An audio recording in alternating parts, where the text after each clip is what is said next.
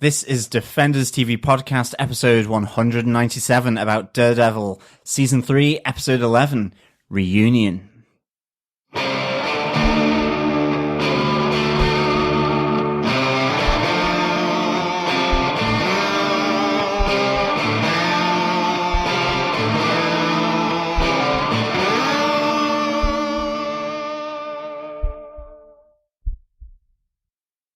Welcome back, fellow Defenders, to Defenders TV Podcast episode 197, and we are talking about Reunion. Yes, Daredevil season 3, episode 11.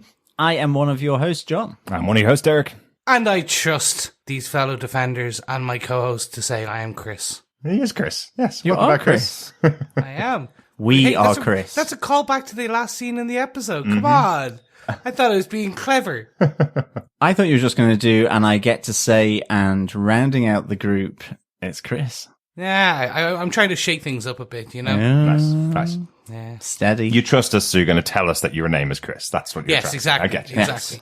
It wasn't just a really bad attempt to call back to the episode, I swear. Yeah, exactly. No, you are Chris. Don't you go changing, Chris. Aw, don't go changing. I don't know what song that is. It just sounds like a lyric. Do you know, I did joke about this before, Chris. I'm not sure whether I left it into the actual podcast in the past, but what I love when you remember a song is that you never remember the tune, so we never have to pay for rights when you sing along. It's great. Exactly. Exactly. I could be on YouTube and there'd be no copyright strikes. It's perfect. But, gentlemen, we are on 311. We are on episode 11 of season 3 of Daredevil Reunion, and we get our big reunion in this episode. It's only been 11 episodes this season where we have not had Foggy, Matt and Karen on screen together. Exactly. Finally get it this time. And we also get a smile out of Matt Murdock as well. For the first time in about 2 seasons, other than in flashbacks, we get a smile off him. Hooray. I know. I'm so happy. I'm so happy to see a happy Matt. Like, Yes. it sounds so bad, but it wasn't until this episode that I went, oh yeah, this is the Matt Murdock / Daredevil I enjoy. This is the guy who I'm like, this is my character. He's like, sometimes happy, smiley, but he's not the emo, broody guy. Yeah. He's not Bruce Wayne, right? No, exactly. And the weird thing about it was that with the whole like reunion of the group back together, like, you know, kind of like ourselves, the threesome, followed by him cracking a smile, then it kind of made me really sad. I almost teared up because it was so happy. It was tears of joy, but nonetheless, Matt's smile made me weep. It did make me want to go all the way back to season 1, all the way through to now, and just fast forward through it and find out when the last time you actually smiled was. But if you want to hear our thoughts on any of the episodes of Daredevil so far, or any of the episodes of Jessica Jones, Luke Cage, Iron Fist, all of our comics podcasts, make sure you subscribe to the podcast over at defenderstvpodcast.com. We only have 2 more episodes left of this season, and then we'll be going into comic book mode until Punisher comes out, hopefully early next year. We still have no confirmation as to when that show's coming out, but we're hoping it's in 2019 at least. So even if Punisher does come out in 2018, we will be covering it in 2019, guys, right? Yeah. Yeah. Even Defenders need a holiday. Yes. We've got to take time off at Christmas. There's a lot of comic books to read. Exactly. We got to catch up. Yes, indeed. Before we get into this episode, a quick public service announcement. We had previously announced that we were going to be covering a particular comic on our next Strange Tales doubleheader with the next Doctor Strange comic. We said we were going to be covering the Captain Marvel prelude comic to the Captain Marvel movie. Do not buy this comic. It's a public service announcement from me. I read it this week. It came out on Wednesday, the 14th of November. It is absolutely just a rehash of everything that happened in the previous movies, except done in dialogue between Maria Hill and Nick Fury. My favorite character, Nick Fury, remember? I'm telling you, favorite character, Nick Fury. But it is literally them talking to each other about what has happened in the movies. What I was expecting to happen was something like the Doctor Strange prelude comic where we saw the backstory of Caecilius, for example, which was something that was not actually covered in the film in the end. Nothing that was in there, but a nice little backstory as to why Caecilius was doing what he was doing. What I was hoping for was maybe why did Nick Fury disappear and what he's been doing for the years in between his last appearance in the cinema, back in Civil War and his most recent appearance in Infinity War. But we get none of that. It is literally them looking on as the Avengers do their thing and writing a story, telling you what happened in the movie. So total waste of money. We will absolutely not be covering it on Strange Tales. We'll find another comic to cover. Is there a second version? Part 2? No, weirdly, on Comixology, because we have to buy our comics digitally, unfortunately, it does say it's part 1 of 2, but this book ends with, and this story will be continued in the cinema. So part 2 of this 2-part comic book is going to be on screen in the cinema.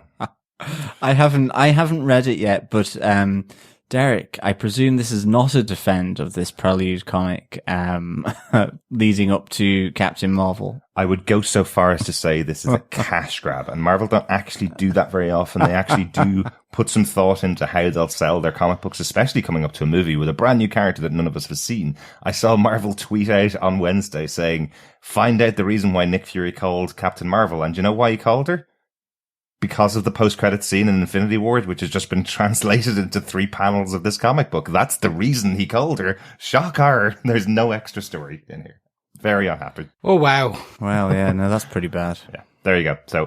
So we will be back with Strange Tales at the end of the month when we get our next issue of Doctor Strange. And I think actually that is going to be the 200th episode of Defenders TV podcast is actually going to be a comic book review. Woo! How weird is that? It's a Doctor Strange one as well. Chris, you'll have to come on board. Mm-hmm. Read some Strange. Yes. I will. Well, we need you on. Maybe you can choose the other comic that we cover on Defenders TV podcast for our 200th issue of the podcast. Maybe you can decide what the other issue that we should be covering is, Chris. Ooh. There you go. Have a think about that one, Chris, and come back to us. We'll see what happens. That sounds very good. I'm down. So really what you should be doing is spending your money on Daredevil 611, which came out this week, or Daughters of the Dragon #1, the brand new Marvel Digital First comic, which is really enjoyable seeing Misty Knight and Colleen Wing, the comic book versions of both of those characters, together again in their first digital arc. We also have Iron Fist, The Phantom Limb Part 2, which came out this week, a nice horror comic starring Iron Fist, obviously Danny Rand. As described by our friends over in the Iron Fist podcast who are reviewing this book, this is an Iron Fist book set in a Doctor Strange world. So I know you're going to like it, John, and I've been really enjoying it. I really enjoyed the first digital copy of issue 1, which was like chapters 1 and 2. 1 and 2, yes. So that was really, really good. So yeah, looking forward to issue number 2. Excellent. Anyway, back to regular service. Public service announcement. I feel like we should now warn of impending hurricanes or something. And now for the shipping forecast. So yes, let's get on with our spoiler-filled review before The Punisher comes out in the next 5 minutes, as the release fest that is Marvel Netflix continues in 2018. Let's hope not. And we get a nice steady 2019 release for The Punisher. So Derek, what are some of the episode details for this episode of Daredevil? Well, great news. This episode was directed by some other people who've worked on these shows before. Episode was directed by Jet Wilkinson, an Australian director we've spoken about quite a few times before. Directed Iron Fist, Season 1, Episode 9, The Mistress of All Agonies, Jessica Jones, Season 2, Episode 6, aka FaceTime, and Punisher, Season 1, Episode 12, Home. So first time on Daredevil, but has directed many of the other shows on Netflix. And the episode was written by Jim Dunn and Dara Resnick. We spoke about Jim Dunn as the writer of episode 2 of this series, and Dara Resnick was the writer of episode 8 as well. So they've both been involved in this series already. So one of the other cool things about the writing staff on this show, it seems like as it's going towards the end of the series, we're starting to see some of the writers pair up with each other to write the bigger episodes as we get towards the end, which is quite cool. Yeah, and you can really see that in this episode because they're pulling threads that were started in episode 2, started in episode 8, and they're kind of closing them to a degree here. Mm-hmm. I believe it was Mark Bernard on Fat Man on Batman when he was in the writer's room for Castle Rock, which is the Stephen King TV show that he was one of the writers on. Mm-hmm. He talks about how they kind of pair up and then you put storylines out there, and then the next part is that everyone's kind of going, okay, well, we're going to give you episode 9, and these are the main story beats you want to hit. Yeah. And then if your story beats your storylines or story beats continue later on, you do then pair up. So it seems like this is becoming the norm, which I'm a fan of, because someone will have a vision of, okay, I really want this story piece to kind of go this way and that way, and have sprinkled throughout a couple of the episodes, but the main kind of chunk of it is in episode X that I'm writing. Yeah. But then when it comes back later, I can be part of it. Well, these aren't standalone stories, so actually I always think it must be even more difficult for these types of shows to say this episode was written by this one person, because most people, there's, 12 or 13 people writing an entire season of the show and they all contribute to it. It's just who breaks the story and who takes it home at night to write up the actual full end to end of the show. So interesting to see it that they're starting to pair some people together. But John, do you want to tell us what they gave us with your synopsis for the episode? Sure.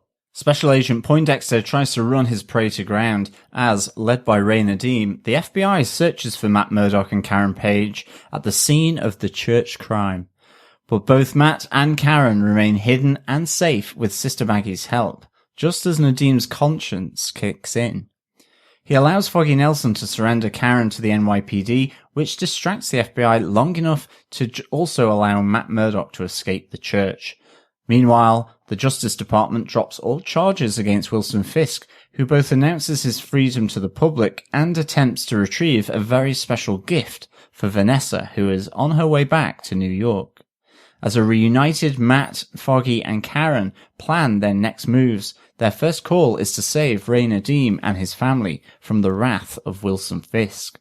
After Daredevil helps Nadeem fight off FBI agents loyal to Fisk, he gains Agent Nadeem's trust with an unexpected move. So yes, big reveal at the end of this. Not to the audience, obviously, but to Ray Nadeem, who is looking a little shell-shocked, for sure. Gosh, I'm not going to say that too often, to be honest. But yeah, really kind of interesting ending here. I kind of quite liked it, although I did feel sorry for Ray Nadeem, given that, he didn't seem as though he came across too disloyal. And I am absolutely sure that Wilson Fisk, surely his tentacles must stretch to the NYPD. So, it was a little, harsh, I think, on Ray Nadeem being singled out for what I thought was, Poindexter's, failure to kill off his prey at the first attempt. That kind of leads us straight into case note number 1. Daredevil loses his prey. Yeah. He doesn't achieve his goal. Obviously, at the end of the last episode, we saw that he didn't achieve his goal of killing Daredevil. So we see that at the start of this episode, him escaping from the church in so much anger. I have to say, this is one of my favorite scenes in the episode as he walks down the side alley, takes off the mask and throws it at a wall. 2 innocents walk out of a restaurant, look like some kind of porters working for a restaurant. He sees them and kills both of them because they've seen him without the mask on. But it's a release of tension as well for Dex.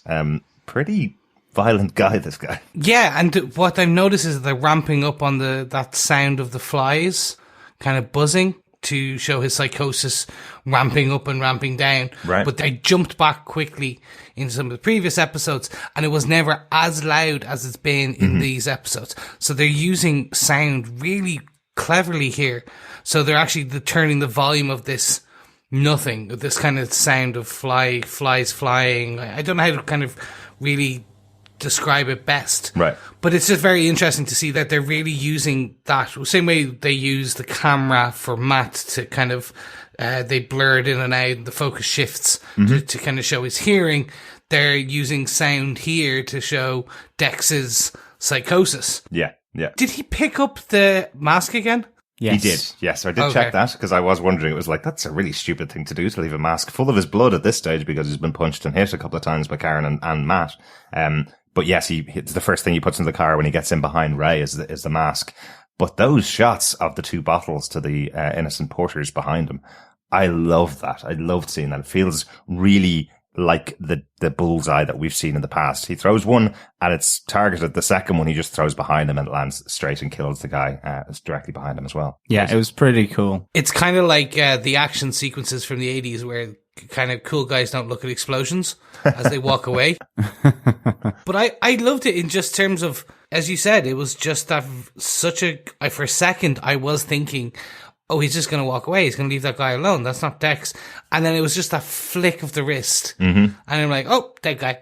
Yeah. But it makes sense. Again, he's in the Daredevil costume. If anybody ever finds out that Dex is in this costume, that's the entire plan ruined. He may not have killed Matt Murdock this time, but if somebody finds out that somebody else is in that costume, that's the whole plan of Fisk ruined. So, of course he's going to kill somebody. It makes loads of sense. Yeah, definitely. I mean, I really like, the fact that, as you say, it is that release of pressure as well for him. I love how Wilson Bethel really shows the frustration that he has when he doesn't get that kill. Not only here, not killing Karen Page, but then later on when he goes for Sister Maggie, I think that's a really great moment where he does that primal scream, that real guttural noise in the back of the van. Mm-hmm. Although I do happen to think that his colleagues would hear him on the outside, and they were like going, okay, Dex is having another one of his turns or something. Yeah. But I think Wilson Bethel here, he just shows the frustration and that release so good, and it's either through this scream or through killing as he likes to do, and you really sense that, and coupled to, as you say, Chris, with that kind of buzzing fly sound, it's just a real nice character trait that they've really gelled together here for this character of Bullseye and Poindexter. Yeah. Like over the course of the episode, we see why it's building up. We see over and over again things are just not going well. He's put Ray in charge of the investigation in the church, but that's not actually working out very well for Dex at all. Ray is doing things that Dex wouldn't do. We have that moment with Maggie where she's kind of leading them on a wild goose chase around the place, going, it just through this gate here, and then she can't open the door with the keys, and then the keys drop to the ground, all that kind of stuff where you can just see the red blood rising in Dex as everything's getting worse and worse for him. And worst of all, we have Foggy arriving to the church at the call from Matt to give Karen over to the NYPD. This is the thing that pushes him right over the edge here. He thinks he's done the smartest play here by putting the FBI in charge of the church. Yet Foggy's found a loophole because he's a lawyer and gotten Karen away from there. It's just Dex's face as he steps up after Karen. In my head, I did think this was the turning point. I thought this is where Dex suddenly goes on a rampage where he's gonna whip out his gun. He's gonna start firing. He's gonna kill police. He's gonna kill some FBI, and he's gonna take another shot at Karen. Yeah, because that is the lazy writer's kind of go-to option. How do I conclude the story and make everyone believe Matt and Karen? Well, just have Dex kind of reveal himself by shooting everyone. Like, that would have been quite easy, and that would have solved a lot of problems. Obviously, I'm so glad they didn't. Yeah. Because it gives us this later part. Let's hope that doesn't happen in episode 13, though, Chris. Yeah, exactly. Because obviously we don't watch ahead. We don't know what actually happens with the character of Dex later on in the season. But yeah, you may have guessed that might be the way he could go at the end of the season. I know exactly what you mean, and I know what you were talking about as well, John. That moment where he's looking at Karen and the moment where he's looking at Maggie just seems like two moments where he could just crack and go, even if I just accomplished this goal, even if I just achieved this moment of today that I felt I was going to achieve by killing Karen Page, even if it is in front of everybody in the FBI, even if it's in front of everybody in the NYPD, at least everything will be back in its ordered state, which is what I need to not go absolutely crazy here. Exactly. It's his OCD, and he should have done this thing, and he hasn't. And Chris, of course, speaking of OCD, what were your thoughts on Wilson Fisk's suit? My OCD flared up even higher today in this episode, because for some reason, Fisk, even when he knew he was going out to a press conference, his collars were still misaligned, but he was wearing his black shirt, the white waistcoat, the white jacket, and then a black jacket on top. And I was like, that's ballin'. You're styling right now. Like, Fisk has a tailor. He knows it. And then it was still just slightly askew. I'm like, come on now. The weird thing is, my OCD wasn't necessarily flaring up here, but certainly what was just good design taste, and that crazy paving of a wall on Ray Nadim's house. I was like, that was straight out of like Coronation Street or something. I was like, what did you do? Like, forget about the pool, Ray. Sort out the plastering on the front of your house and hide that crazy paving. It's like as if they just got that cheap plastic cladding and stuck it on upside down. It's like they didn't actually know how to put plastic cladding on the outside of the house. But we're going all over the place, guys. Let's get on to case number 2. Fisk is free. He's finally gotten himself free from these charges and is still living in the penthouse apartment of the hotel, right? Yeah, to do what he wants to do. So interesting. Nice 90s throwback there, John. Exactly. Good stuff. So Fisk is gets all the charges dropped because he's claiming he was set up, right? I was talking to John, and John wasn't too sure about this. Chris, I'm going to bring you in on this question. So he's claiming that the reason why everything happened to him when he went to prison is because Daredevil set him up. He's framed Daredevil by having Dex Devil attack the Bulletin and attack the church. And now he's got evidence that Matt was in the building, in the hotel where he's staying. Is this the reason why he's getting away with it? Is this the reason that because Matt went to the hotel, that he now has proof that this was all set up by Matt and that he did nothing? It was all fake news, as he says quite eloquently in his speech. What do you think, Chris? I don't think so. I think he's keeping the Matt part to himself. Okay. I think this is very much the FBI is working for Fisk now. But we know that there's only about 10 members of the FBI working for Fisk. It's not the entire FBI, of course, but there's nobody that is working for him that has the power to get him free, especially to put him on a stage in front of the press and say he's free. You know, people have been able to release him for a day and that kind of stuff. But even Tammy, I know she heads up Ray Nadim's team, but it feels like they're saying to him, actually, there's enough evidence now or enough claim now to say that you can call out the other side. Like, for example, Ben Donovan goes, when he gets released, he goes, the FBI are releasing him because of the embarrassment that would be to them if he's killed in their custody. But I think that's it. It's Ben Donovan proclaims this. Ultimately, Wilson Fisk comes in on his coattails and says, you know, I'm a free man and you might not like this, but he is lawyered up as well. I think it's more that he has kind of said, or his lawyers have said, that he was framed in his arrest by Daredevil, and he says people within the organizations through kind of lies and false spins, and that's why it's in there. I think then it's that the lawyers have rocked on in, plus he's done this deal, so maybe just the whole lot of it. Plus with what's going on with Daredevil, that strengthens their argument that he was set up by Daredevil. And so that's why. Yeah. There's a lot of leaps of writing faith here based on the knowledge we know and are kind of inferred from the previous episodes. There does feel like there's one or two scenes probably kind of cut or at least trimmed. So the scene where Tammy is kind of taking him off before the press conference, it seems like some of the narrative, the dialogue was probably trimmed. So that's where we do get that, because it's easy to trim and the dialogue when you're panning down like that. Yeah, I'm just hopeful that they haven't made the big mistake. I think we have actually a little bit of feedback that we'll talk about later on. I'm really hopeful that they haven't made the big mistake with the character here to just think that Tammy could actually free him. Because she can't. She doesn't have that power. The FBI are all over the Kingpin of New York, who got released to give them information here. So I'm hoping that they haven't just made that mistake, that Tammy could have actually freed him because he's in her pocket. It feels like there's actually more to it than that, and maybe it just hasn't come out yet, and maybe it's coming out in the future episode. But just to put a fine point on it, because this episode absolutely does.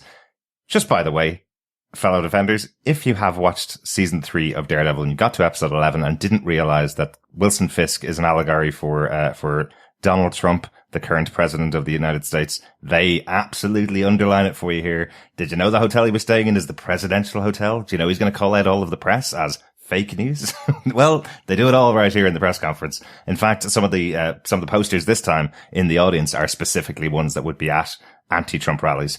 Totally understandable. We don't get political on this podcast, and we've avoided really getting into it too much, but they absolutely want to make sure you know that this is what Donald Trump, the Kingpin of New York, would be saying in a press conference if he got released from prison.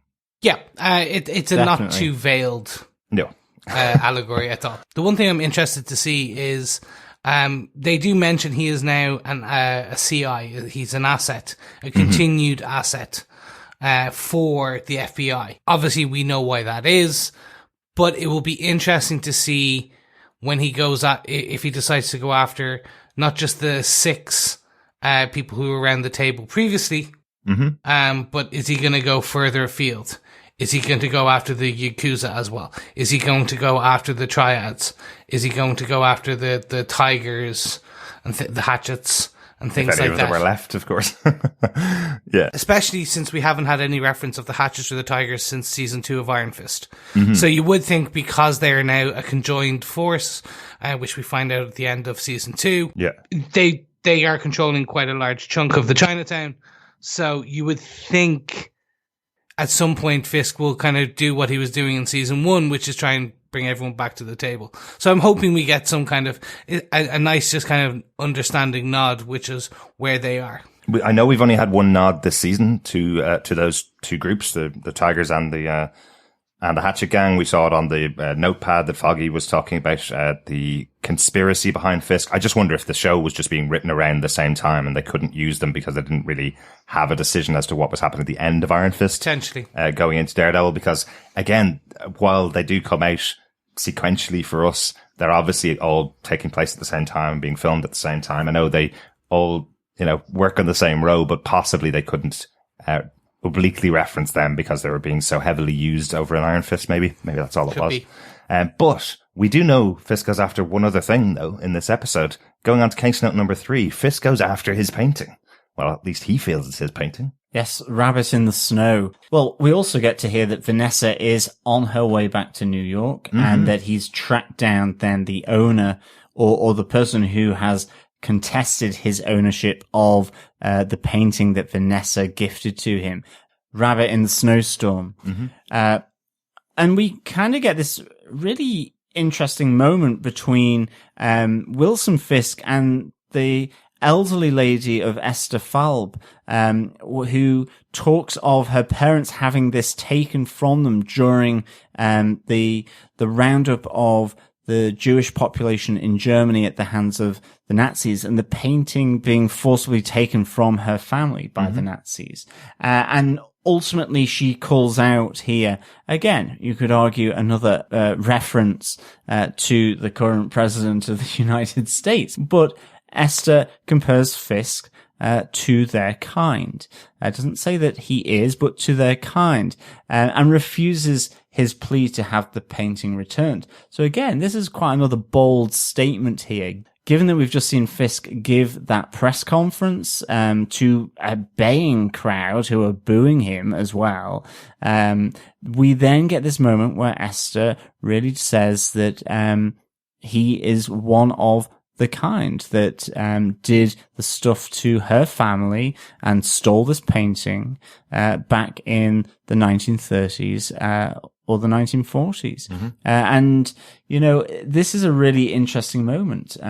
It's actually quite an unexpected moment. Yes. Like, for me, I was not expecting that it would go this way. I did think that maybe Vanessa really wasn't with him anymore, and she was the one that was contesting it, given that she had gifted it to him.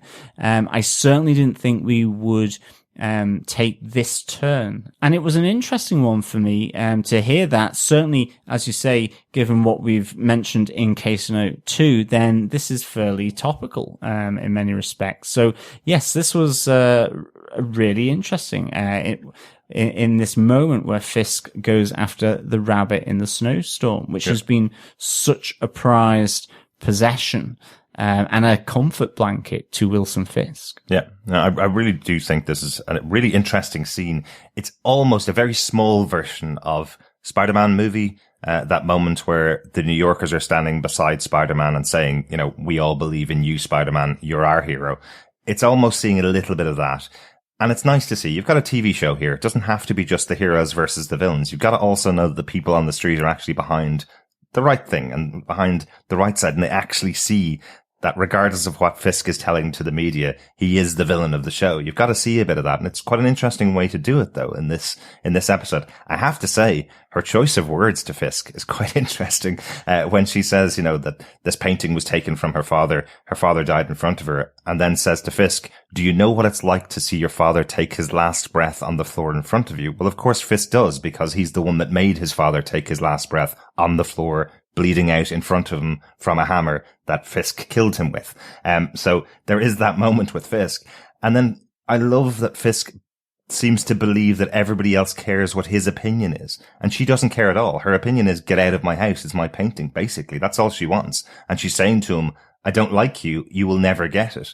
And he goes to her, well, I suppose Vanessa would want you to have it then, since it seems to mean more to you than it does to me. Or you're saying that Vanessa would want you to have it. And she goes, I don't care what Vanessa would want. Why do you think I would care that? And really what he's saying is, I'm not going to kill you because I've rationalized it in my mind as to why I no longer want the painting.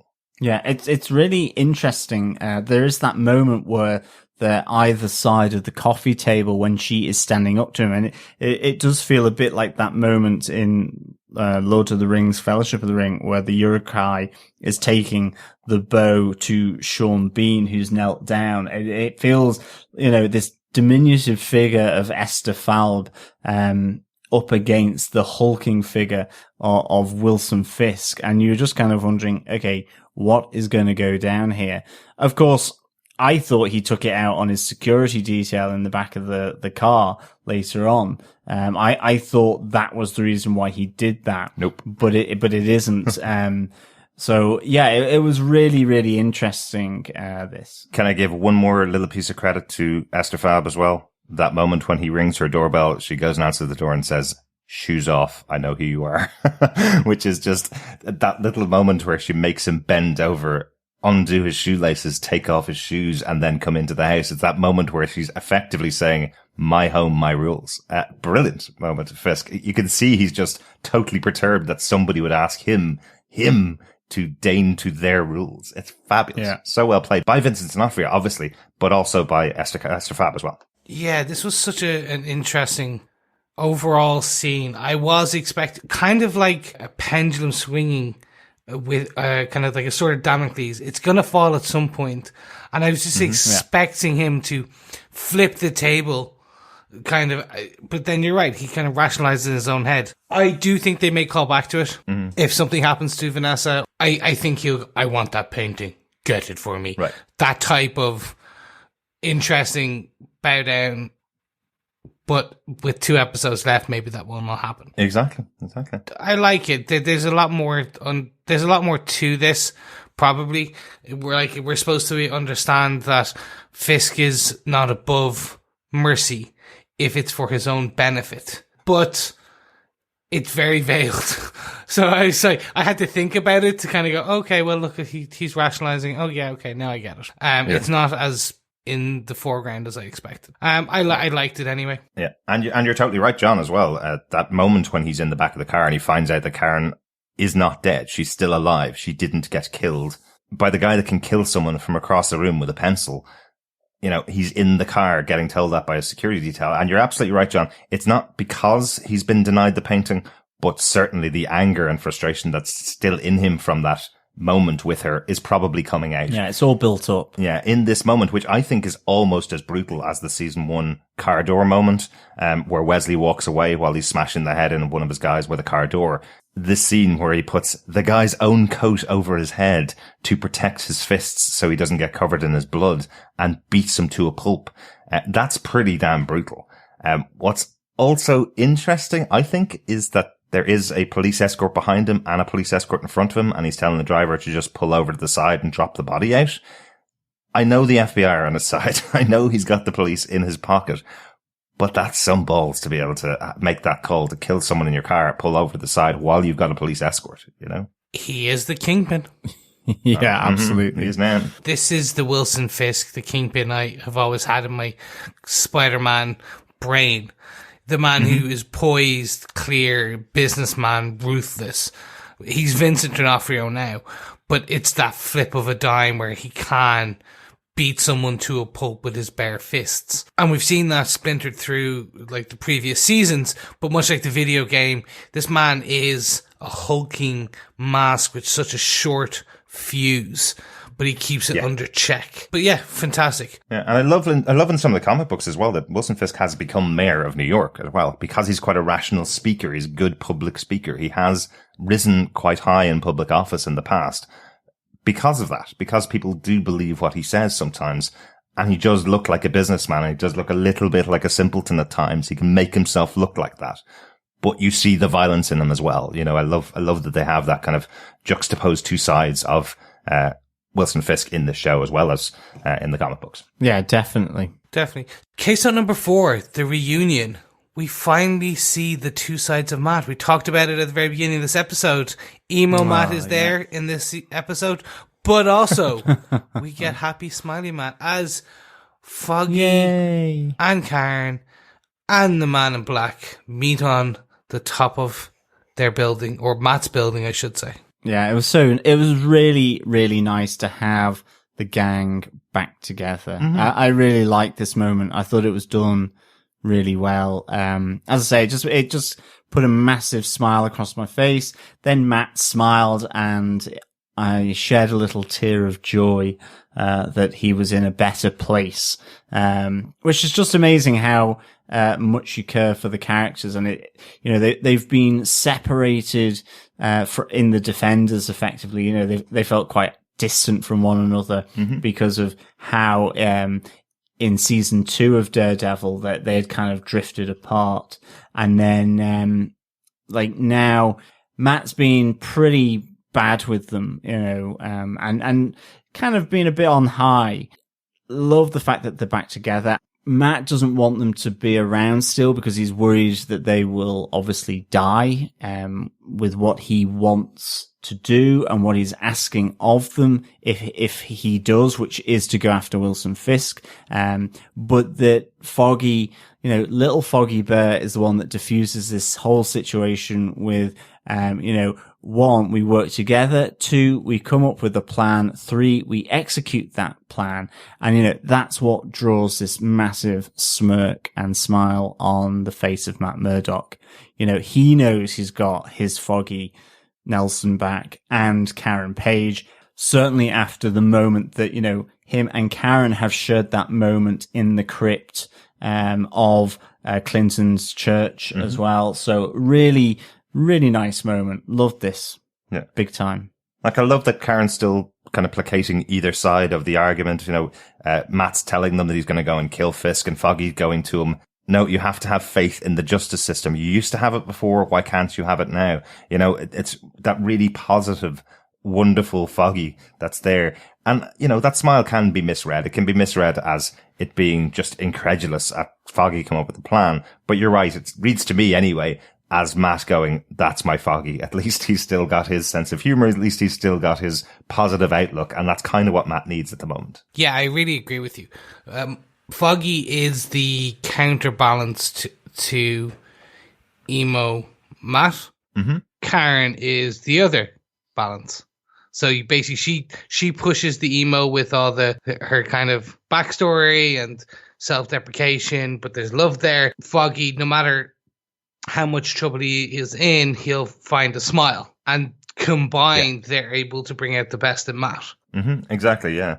And it is really interesting because we do get that moment that John mentioned earlier on, that Karen and Matt had their moment earlier on in the crypt where Karen reveals to Matt all of the past. She reveals to him about her brother dying in the car crash. She reveals to him about her murdering Wesley and says to him he doesn't want to take that step and kill someone. Remember, the whole central arc of season 2 was Matt talking to the Punisher and saying, I won't ever kill anybody because that's not the end. The end is that they go to prison. They don't die. That was the conversation they were having the whole time. And we have Karen trying to save Matt's soul here, saying to him, you die, you lose a piece of your soul. You don't want to do that. You want to find another way around this. It's quite interesting to put her in that position, especially because she worked with the Punisher in the past. It's kind of interesting to have her have that conversation with Matt. Yeah, and what I really want now is the third arm, which is the Catholicism, to come in and talk about the soul and redemption. Because the Catholic Church and God have always been a very central figure within Daredevil. So what I really want now is, with Father Lantham gone, I want Sister Maggie to come in and provide the motherly but also the nun element, to have that chat to go, you can't kill. You aren't that. You can be a vigilante, but you don't cross that line. Because I think that's going to be, that's the redemption arc for Sister Maggie. I'm not too sure whether the Catholic Church is going to get redeemed in this season with Matt. I'm not sure whether there is a bridge that's buildable back to that. We might see him go into confession in the last episode. That might be the final moment for Matt Murdock.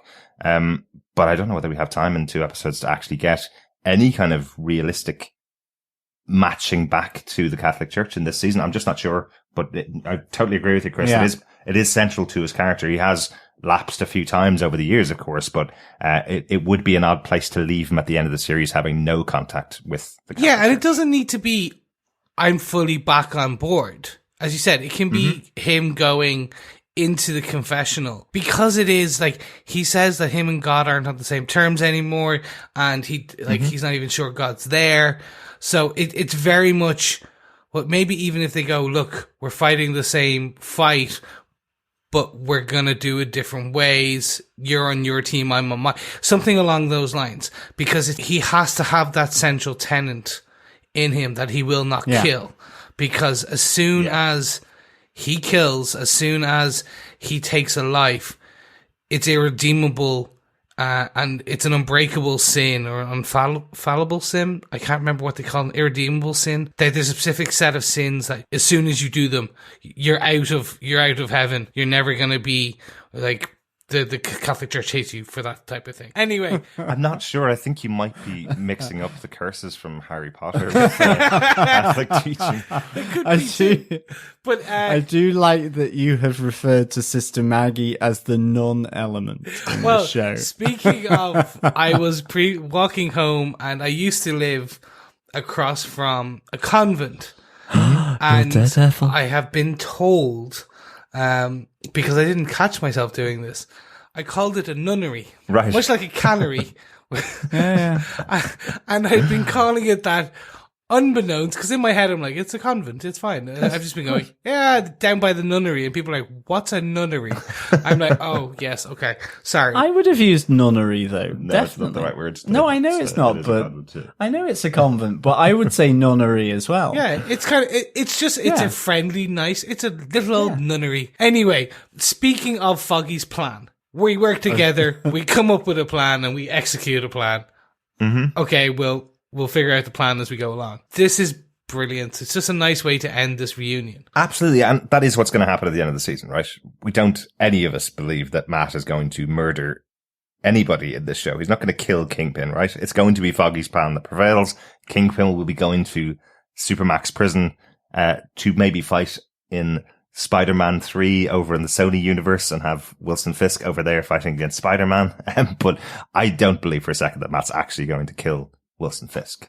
No, I don't either. I think because that actually perfectly kind of leads us on to case on number 5.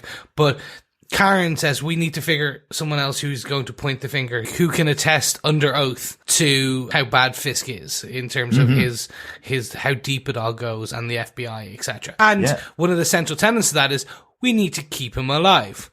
And I was like, well, at least you're saying that now. That's a good thing. You're thinking ahead. Well done, guys. So that idea, you can see the light bulb flash above Matt's head. And then it brings us to the character who's going to do this for them, who's going to, under oath, they go to Nadeem. So, case at number 5, an attack on Nadeem's house.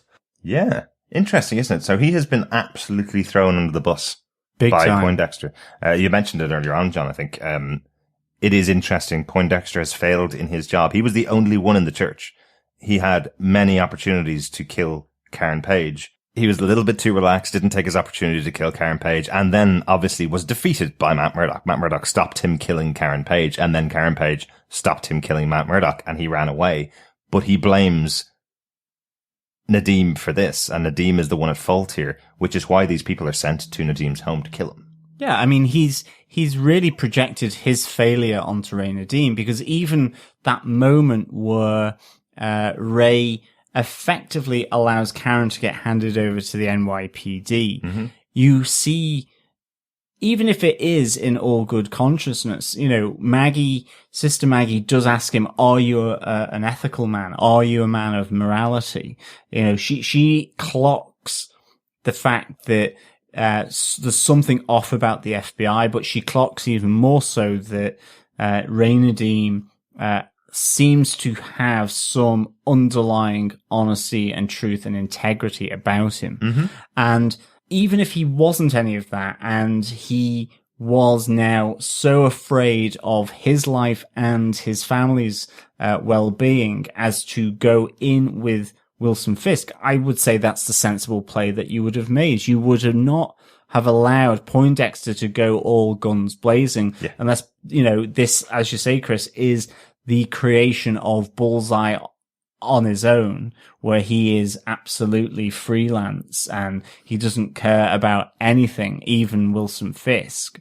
That is the smart play to move, is like, let her go with the NYPD. We know where she is. Follow her, whatever. So then all of a sudden, when Poindexter goes, you really messed up here, Ray, you really messed up here, and it seems to get back to Wilson Fisk that it was Ray and Nadeem that messed up, I'm kind of like going, okay, this really seems massively harsh on poor Ray and Nadeem. If anything, he should have been attacked for his crazy paving house. Well, maybe they are, okay? Yeah. Maybe it's the neighbors who've gotten together to hire some exactly. killers to come in and take him out. He's ruining the neighborhood. It's way too oppressive for the neighborhood. Speaking of, just off topic slightly, Okay. I really did like Mahoney's little scene when he was dropping absolutely. off Karen and Foggy, showing, like, he even mentions, like, he goes, I shared that on my wall. I was like, no one calls it a wall anymore, but okay, I'll let you away with it, Netflix. Oh, well, I'll let Mahoney away with it. But He's not well known as a social media guy. Yeah, exactly. That's kind of the gag as well. It's great, actually. I did put it in our notes and didn't mention it there, but the reunion is also the fact that we have Mahoney back on their side, back believing in the cause that Foggy's bringing to him and Karen's bringing to him. It's kind of with Mahoney going, I didn't realize the FBI could be in the pocket of Wilson Fisk until I saw it for myself, and I absolutely believe you're right here. Now that I've seen it for myself with my own two eyes, I am totally on board with you, future DA. Kind of cool. Yeah, and it's great. I'm kind of happy to see where it goes. Mm-hmm. Great to have him back, yeah. Yeah, it really is, isn't it? But anyway, back to Nadeem. So we see him rush into his driveway. He runs up the stairs, the broken vase, finds his kid and his wife brushing their teeth. Freaks them the hell out. Yeah, absolutely. I don't care who you are. I know we don't have guns. I know. I get it. We've mentioned this before in other shows like Punisher and other shows. We don't have guns in our countries. We don't carry them. We don't own them. If you rush into the house and run into the bathroom with your gun pointed at my head, I am going to wee myself and kick you out. Yeah. That's it. That's what happens. I don't care how nervous you think I am. I don't care whether you think I've been kidnapped. Do not rush in and point a gun at my head. Yeah. You get into the bathroom. Yeah, and the poor kid handles it well. The wife not so much. She goes, "Whoa, Ray, you're scaring me. You can be scared later." I'm like, come on now. Yeah. That's not how you calm down your significant other. That's Terminator style right there, isn't it? Come with me if you want to live. But anyway, they start their way down. We get the beautiful, someone's just run by the window. Someone's just outside the downstairs door, not to the garage, but it looks like they have way too many exit points on the house, I'm just saying. And then someone has come in through the sliding patio. Well, way too many entrance doors, definitely. Well, hold on. If it's an entrance, it's an exit. Yeah. Exits are great when you're trying to get out of the house, which they're trying to do.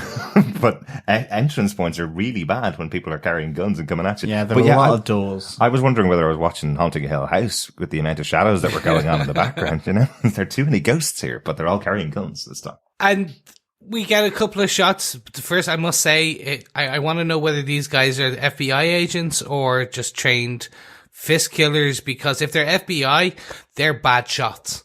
I think they might be training in Stormtrooper school. Yeah, kind of. That first two shots to Ray, he was standing in the middle of the corridor of the hall, and they shot at him, and then he kind of plants his back against the little kind of back brace, the little kind of column, and there we can see the two bullet holes that the shots they fired are smack into the wall. So if I'm the shooter and I'm looking straight ahead and Ray Nadeem is slightly to the right and I shoot at him and then he runs to the left and hides behind the column, somehow my bullets are on the left. I'm like, I'm absolutely no help, Chris. All I know is that none of them were standing still. None of them was waiting to get shot, and Ray's a moving target. I guess you can say that not every shot goes in, but Ray does pull off an awesome shot straight to the head of the first guy that actually pops up inside the house, right in front of his wife and son. It is true, but more importantly, so we skip forward. There's a couple more men there, and then we get Matt. Matt is in there. Matt cleans up a bit. It feels like Ray was like a hair's breadth away from getting shot just as Matt arrived. Yes. It feels like Matt might have even been standing back waiting for the moment to step in, when Ray might not have randomly shot him as well. You know, it feels like that moment that Matt's saving him, but only after he knows that Ray couldn't save himself, maybe. Yeah. I just have this vision of Matt standing in the shadow going, wait for it. Wait for it. Yeah. Wait for it. And then, oh, I waited too long! And runs after her. I did like the scene. Matt had to have known that the bad guy who points the gun at him back of his head and he has his arms up had to have known there was no bullet in there. So, second time watching, because John thought exactly the same thing. First time watching, Matt is the one that picks up the gun, empties the clip and puts it on the floor, and then drops the gun back to the guy who's been knocked out by Ray previously. Guy wakes up from being knocked out by Ray, picks up the gun that's empty and tries to fire it at him. Because I was going, man, that guy's cocky.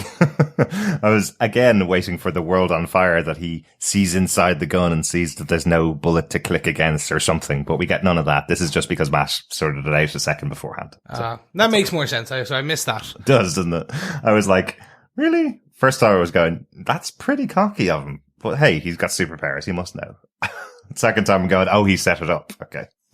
Speaking of, I really want to see World on Fire at least once. We have 2 more episodes. Fingers crossed. Not going to happen. Look, hey, no. let a man have his dream, okay? Let a man have his dream. No, I'm thinking this season they're playing it differently. Different director, different showrunners, different writers. They're all doing it very differently this season, and they're trying to make it much more grounded. They don't have to tell you their superpowers, but they just have to tell you, this is Daredevil. He's got superpowers, but we're not going to show them to you as such. So everything you don't understand, superpowers. Yeah.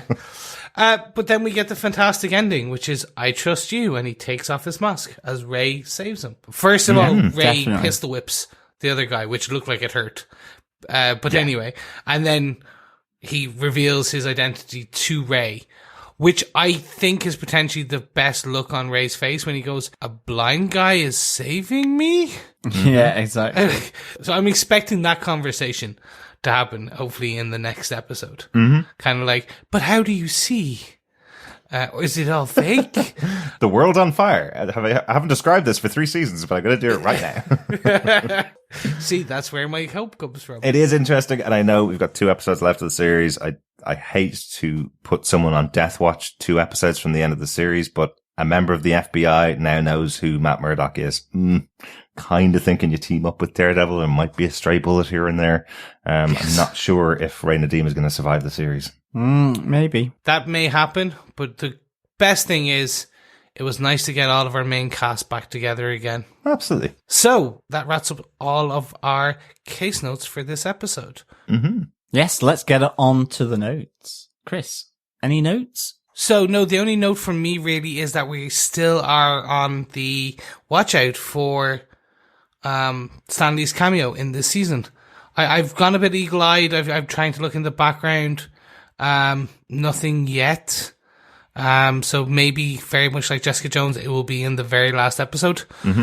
So let's wait and see on that one. Yeah, good to see Officer Mahoney back in this episode, and the captain of the police department from Defenders makes an appearance as well. So nice to see a bunch of people back from the other series in here. One for me, because she's from a movie I absolutely love. The actress who plays Esther Flaub is Leslie Ann Warren, the owner of the painting Rabbit in a Snowstorm. She was in a movie called Clue in the 80s. She played Miss Scarlet, one of my absolutely favourite comedy performances. I'm well known on Defenders TV podcast as being the guy who hates comedy. If you've never seen the movie Clue, watch it. It makes me laugh every time. You'll at least see my sense of humor. if you don't understand why I don't like most comedy movies, it's because nothing ever lived up to Clue after that in the 80s. Yeah, Clue is fantastic, and Tim Curry amazing, as well as Leslie Ann Warren for sure.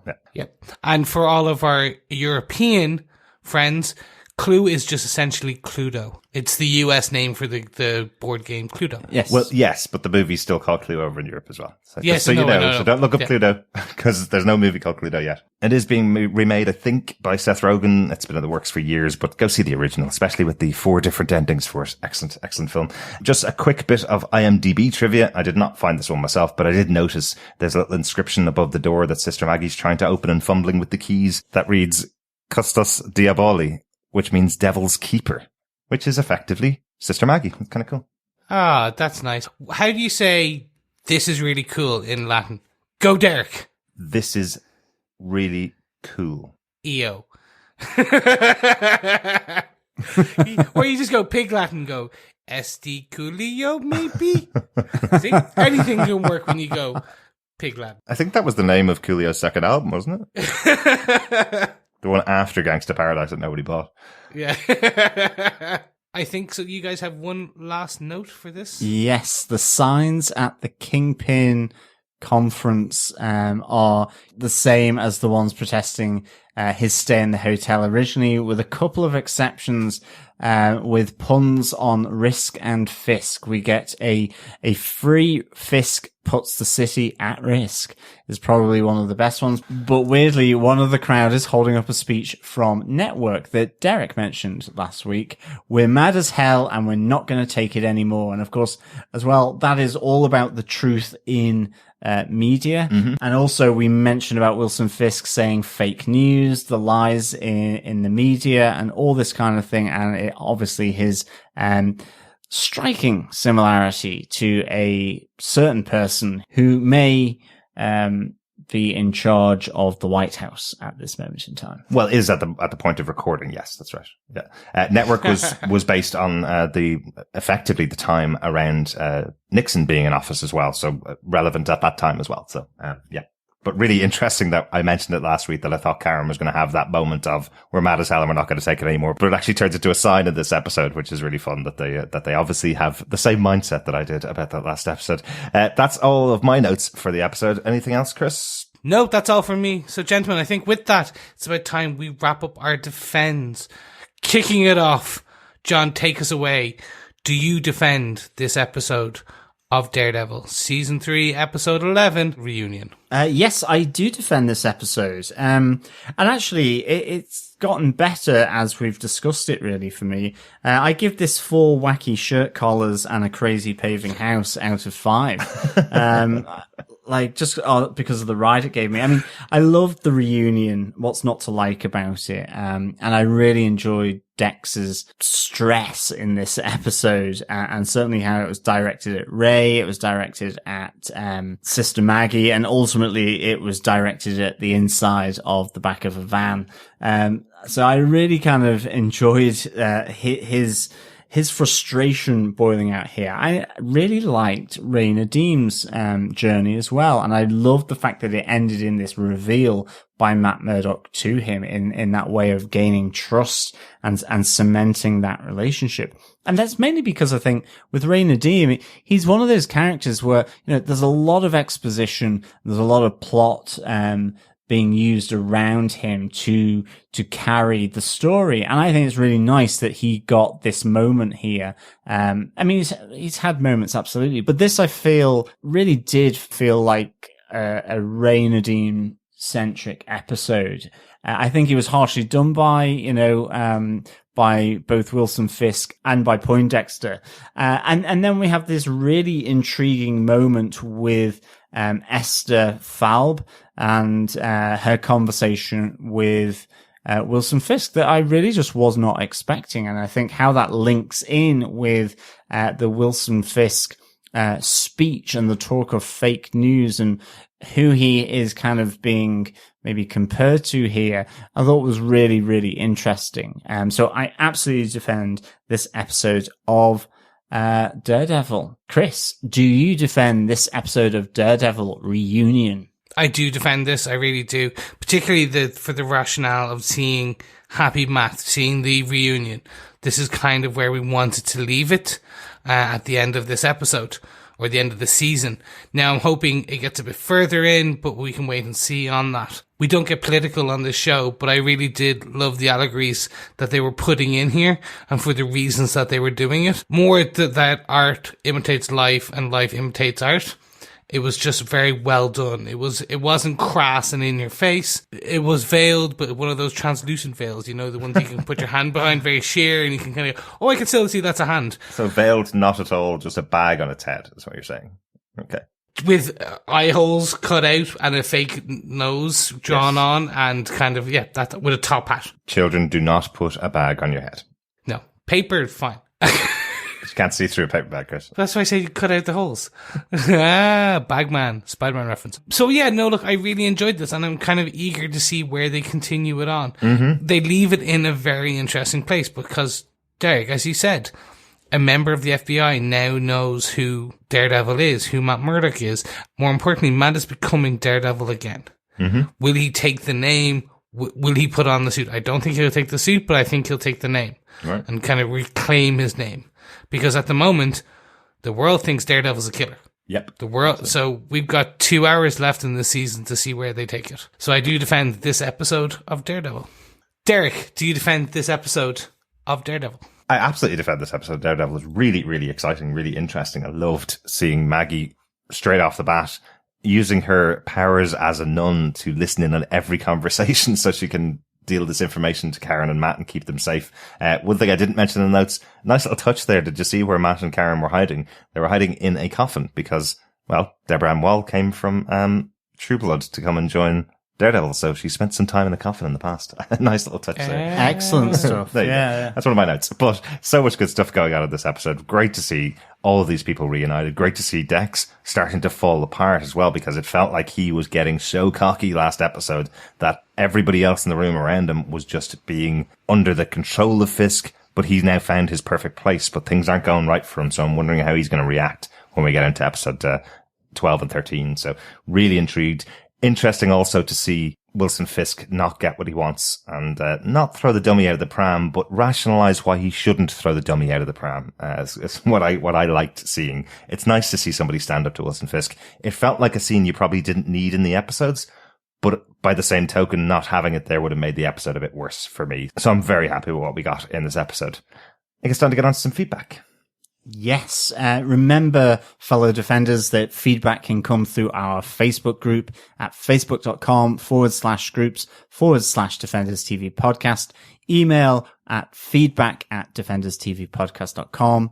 Voicemail over on our website at defenderstvpodcast.com, and go to the tab on the right hand side and leave up to 90 seconds of voicemail. But first off, we have some feedback following our podcast on Daredevil episode 9. Mike Brown says, I always felt that for being a millionaire, Fisk's suits look cheap and wrinkled. I think it's because he's going for the shiny white suits, isn't it? Yeah, it is. It looks a little shell suity, to be honest. It's awful. It's absolutely awful, especially when you see them all lined up side by side by side. They just look terrible. It's really cheap. Okay, you say that to Wilson Fisk's face. Never. He may have terrible taste in clothes, but no one's going to ever tell him. You know, I wouldn't even say it to Vincent D'Onofrio. Even if he knows the suits are cheap looking and tacky, I wouldn't even say it to him. Tina Brown says, I'm laughing. I noticed the parents' issues in these shows, but you're completely correct. Almost all comic book heroes have broken families. There was a time I worked in a lot of romance novels, and without fail, the way to shorthand the hero was to make him a veterinarian. That was all you needed, because you were supposed to read all sorts of good things into the character without having to do all the work to establish it. He works with animals. Clearly, he's also kind, compassionate, caring, loving, gentle, and genuine. Even if it's masked by a crusty exterior, in a way, it's a bit more creative, because facing the demise of your parents either makes you a superhero or a supervillain. Thanks so much for the Tina. At least, yeah, I think at least they use a slightly different run for comic books. That is not a veterinarian every single time. So thanks for that. Yeah, thank you, Tina. Yeah, I like the fact that veterinarian is shorthand for good. It could also be a shorthand for evil. So over on our Facebook group, we had feedback for episode 10. And as we mentioned before, it was a pretty divisive episode. So first up, we have Alyssa Lynn Muskra, who said, episode 10 was a good episode. Glad to finally learn Karen's backstory, and it's certainly jarring to see such a different version of her in the past. Definitely not the Karen we know. The bullseye fight was epic. Particularly loved the scene where Matt kicks him in the face. Definitely giving me 2003 movie vibes, since it was a church fight, but of course done 10 times better. The scene where Karen knocks Bullseye off the balcony was great, and the cinematography and comic parallel of Karen holding Matt's damaged body, poetic justice, Karen lives in this universe. I hate the girlfriend dies trope. Mm-hmm. I am so sorry Father Lantham is gone. Such a positive influence in Matt's life. I'm sure this is something Matt will beat himself up about later, too, considering the last thing he said to Father Lantham was in anger. Mm-hmm. The content of this episode was solid, but the layout was a bit off-putting to me because halfway through Karen's backstory and half was the showdown in the church. It would have just flowed more naturally to me if it was flashbacks were interspersed between the present day and the past. Thanks for that, Alyssa. Yeah, I kind of agree with you. Actually, now thinking of that, the interspersed might have worked, but I'm kind of happy with the way they did it so now, because I know if I'm ever going back to rewatch this, I can just fast forward the first half of the episode and not worry too much about what I'm missing. Agree with you on the fights. It was just fantastic. And yes, you know how much I hate tropes, so definitely happy that the girlfriend lives in this episode. Mm-hmm. Yeah, absolutely. Awful in this episode, and episode 11, the one we've been talking about, to see Father Lantham just sitting in the background with the Daredevil Billy Club still stuck out of his torso, because the FBI aren't there for that. If this had been a normal situation where they weren't just looking for Karen and Matt, I'm sure his body would have at least been covered up and his body would have been taken away pretty quickly, but we see him still sitting in the background for a lot of the episode, which is quite sad, and I'm sure quite difficult for Sister Maggie to take. Yeah, I think seeing Sister Maggie's reaction to seeing Father Lantham, it was really, really nicely played, I thought. Mm-hmm. Yeah, absolutely. Yeah. Jeff Child says, it was good to get Karen's backstory, but it felt like they put the brakes on the season. I think they could have tightened up her story a bit. They did go out with a bang, though. I saw Father Lantham's death coming, but it was still heartbreaking. For me, this was probably the most emotional death in the Marvel Netflix universe. Matt has lost his North Star. Yeah, it's interesting. We were talking about this, that, in fact, Chris mentioned he felt it put the brakes on. You know, it slightly pulled away from maybe the momentum of what had been building on the previous episodes, and I definitely see that side of it for sure. Although I think, like yourself, I really enjoyed getting Karen's backstory, mainly because I've been whinging about not having had it for so long.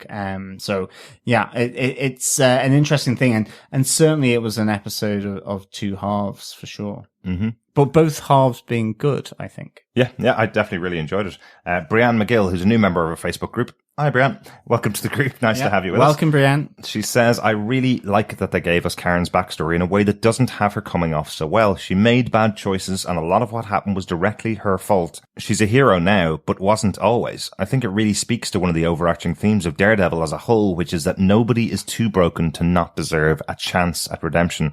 That's a really good point, Brianne. I absolutely see that in the character of Karen. You know, we see in this episode when she reveals to Matt all about her past and the people that have been killed because of the choices that she's made and the things that she's done. The reason she says she didn't tell Matt is because she liked being seen as the innocent by Matt. I think that's a nice closeout of the backstory of Karen to me. Yeah. Thank you so much, Brianne, for the message. Ayana Linja also had this to say on this episode. The scene in the church with Dex and Matt fighting. It reminded me so much of something I once read in a DD comic. They really got me there. And after giving us the full backstory, I was absolutely convinced Karen would die. I can't say how happy I am I was wrong. Yep, it's the trope, and they completely booked the trend. It was a good thing. It's not just a trope. You were absolutely right on it. You did read that in a comic book that is from Guardian Devil. That exact scene where Father Lantham dies was replaced by Karen in the comic books, or the other way around. The scene where Karen gets killed in Guardian Devil is replaced by Father Lantham in the TV show. So you absolutely did read it in the comic books. Thanks so much for that feedback. Yeah, prelim Martha said, seeing this episode made me see why she had the connection with the Punisher. I wish we had this in season 2, but still happy we got it now. That church scene had me sitting on the edge of my seat the whole time. Mm-hmm. Yeah, that's really interesting, actually. You really get the sense of why she connects in with the Punisher, much more with this episode, given that she's willing to take a pot shot at her, her boyfriend Todd to protect her brother. And even though that despite the fraught relationship, she is effectively hanging around in some ways a bit like her mother because she loves her dad and brother in the same way that Penny had hung around in that small town because of the love of her husband, Paxton. Yeah, the church scene really was edge of seat for everybody, wasn't it? Tina Brown says the church scenes were fantastic. I'm beyond thrilled that they're filling out Karen's character. But the one thing that continues to bug me is how instantly good she is at everything. In this episode, we get running the diner, target shooting, and selling drugs to add to investigator, journalist, and legal aid. But that aside, I do really like the claustrophobic feel of her small town life. Her move to New York makes a lot of sense. I'm also reminded of her date with Matt in season 1. I didn't watch it, but I recall the funky restaurant she takes him to that would never exist in a small town, Vermont. I didn't read the comics, so this was very nice for me. Yeah, interestingly, the restaurant that they went to in season 1 was that Indian restaurant, Panatu Garden in New York, the one that we walked past, John. Yeah. You remember the one with all the lights all over it? Definitely. That we didn't go into because I can't eat Indian food, unfortunately. But it did look very cool. It looked really cool. I would love to have gone in there to eat Indian food because I love Indian food. Maybe next time Chris and yourself are over in New York, you guys can go. Well, Chris is more than willing to pay for my flight across at the courtesy of his organisation. Just for Indian food in Panatu. Yes. Thanks, Chris. Love you, man. No problem. I'll try. Now, if any of our fellow defenders want to send me money to pay for John, that will work too. Moving on to episode 11, we had this feedback on Facebook. Andrew Wilmot said, episode 11 was really great. Kingpin rose to ultimate power this episode. All the character work was fantastic. Maggie was so heartbroken by Father Lantham. The reunion with the avocados of law at the end was great as well. Aww. Yes, we could have talked about smashing avocados or a good guacamole. You need all the elements. Karen's the onion, Matt's the avocado, and there's some garlic. And I don't know who the garlic is. I don't know who. No, Foggy's a squeeze of lime. No, Matt's the lime because he's sour. Karen's the onion because some people don't like onion, some do. And Foggy's the avocado because everyone loves avocado. Yeah. Okay. This is the most hipster conversation we've ever had on the podcast. Thanks for the feedback, Andrew. Yeah, thank you so much for the feedback, Andrew. Jamie Alexander says, Matt may get his violent tendencies from his father, but I'm starting to think his observational skills are 100% Maggie. Heightened senses or not, I love how quick she is to realize that what's going on with Ray and Dex, and how she notices Matt's blood on the corner of the bench. Yay, I am so glad Brett is once again on Matt and Foggy's side. He's seen corrupt cops before, so I knew he would see through the FBI's facade.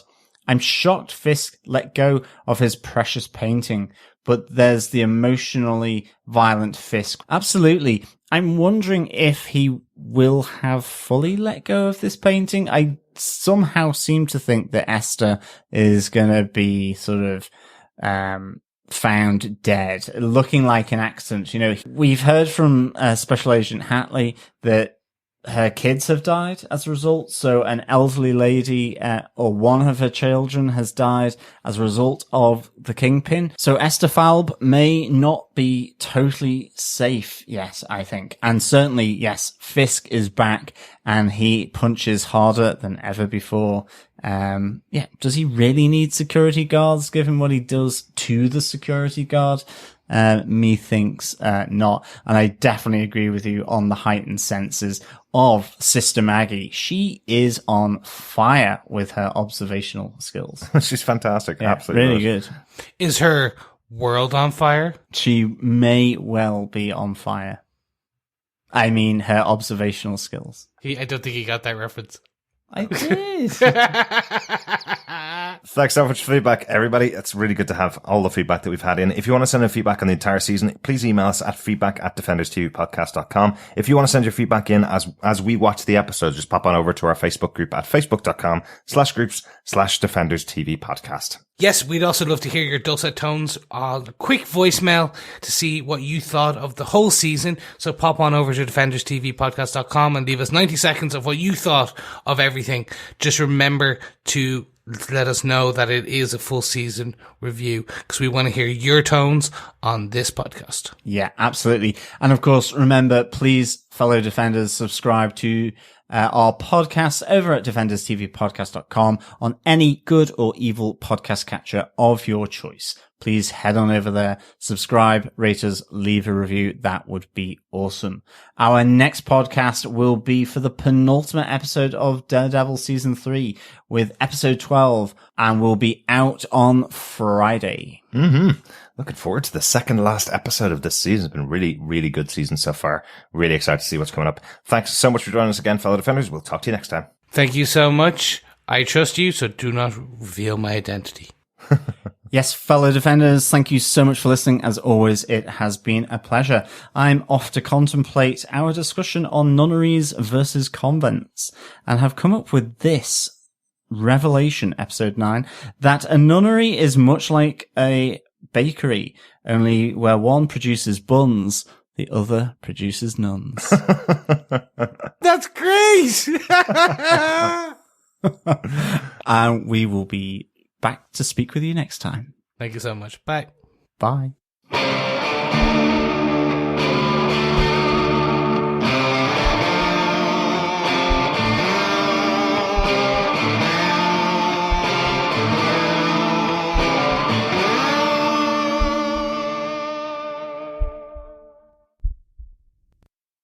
Hope you enjoyed the episode. We had a great time recording this one. It did get a little bit giggly at points, so there's lots of outtakes coming up. The thing that none of us could remember while we were recording was the 7 deadly sins, which are a real thing. So apologies for not remembering that, but here's some outtakes to make up for it. Daredevil loses his prey. Yeah, he doesn't actually achieve his goal of killing direct debit. Oh, Derek, look how quickly that rolled off my tongue from all my years in customer services because it had DD written down. Yeah. Can you give him a better lead in than blah blah blah OCD, you're a serial killer, so I can actually use that? Yeah, and speaking of OCD, Chris. Is that just his new name? And Chris, of course, speaking of OCD, what were your thoughts on Wilson Fisk's suit? Well.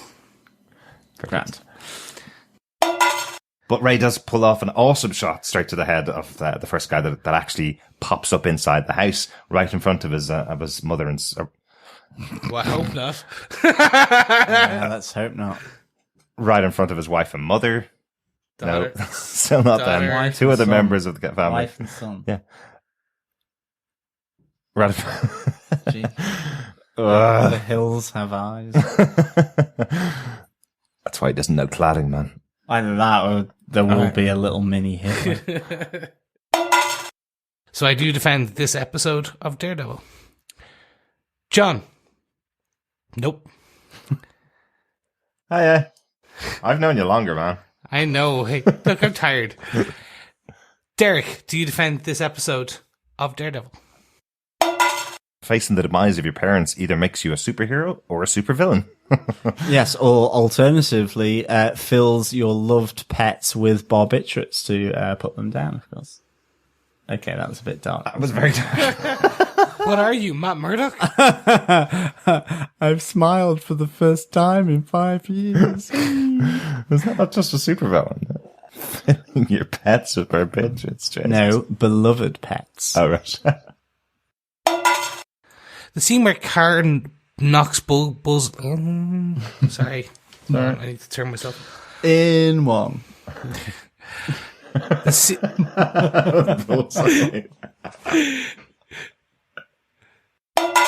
King Pong rose the ultimate power this episode.